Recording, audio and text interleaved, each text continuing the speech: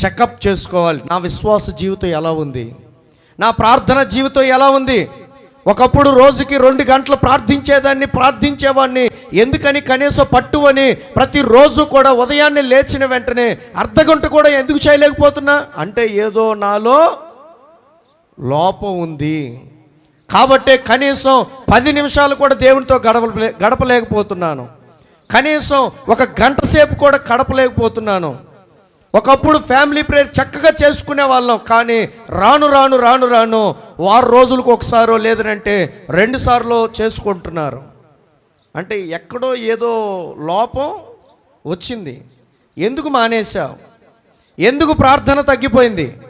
ఎందుకని విశ్వాస జీవితంలో తగ్గిపోయావు? దయచేసి ఏం చేయాలి అంటే మన ఆత్మకు ఇందాడేమో చెప్పిందంతా శరీరం ఏమిటి ఫిజికల్గా లోపల అంటే బాడీకి వచ్చేటటువంటి దాని గురించి చెకప్లు చేసుకుంటాం, కానీ ఆత్మ ఉంది చూసారా, ఆత్మకు ఏమి లేదంట, చావు లేదు.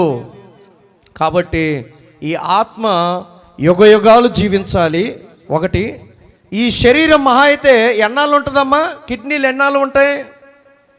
అసలు రేపు ఉండగలుగుతారా? ఇక్కడ మిమ్మల్ని అడుగుతున్నాను స్త్రీలని, రేపు చూడగలుగుతారా మీరు?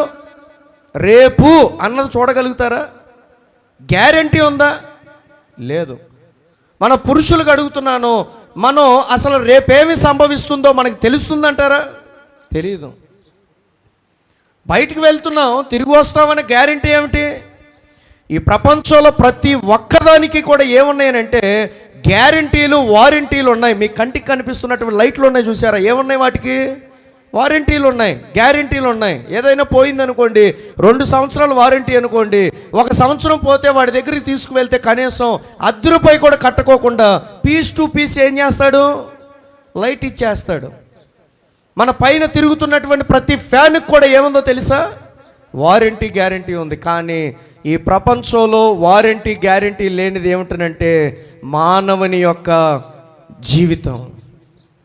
కాబట్టి బహుజాగ్రత్తగా ఉందాం, ఎప్పటికప్పుడు చెకప్ చేసుకుందాం. మన విశ్వాసం ఎలా ఉంది, మన ప్రార్థన జీవితం ఎలా ఉంది, మనం ఎక్కడైనా తప్పిపోతున్నామా, లోకంలో ఎక్కడైనా కాస్త సైతానుడి యొక్క బుద్ధులు కానీ, సైతానుడి యొక్క లక్షణాలు కానీ, సైతానుగాడి యొక్క గుణాలు కానీ వచ్చేస్తున్నాయా అని చెప్పి అప్పటికప్పుడు ఏం చేసుకుందాం?